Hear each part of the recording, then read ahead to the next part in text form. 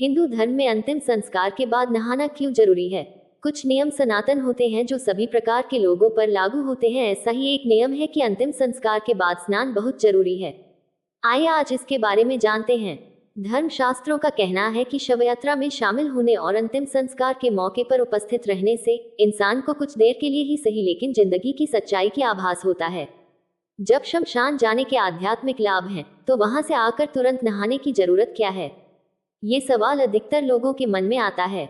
आइए जानते हैं इस परंपरा के धार्मिक और वैज्ञानिक कारण को। अंतिम संस्कार और धार्मिक कारण।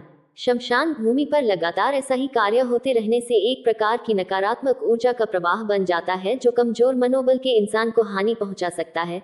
क्योंकि स्त्रियां अपेक्षाकृत पुरुषों के ज्यादा भावुक होती हैं, इसलिए उन्हें शमशान भूमि पर जाने से रोका जाता है।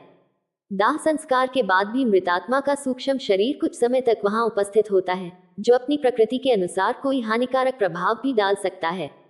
वैज्ञानिक कारण। शव का अंतिम संस्कार होने से पहले ही वातावरण सूक्ष्म और संक्रामक कीटाणुओं से ग्रसित हो जाता है।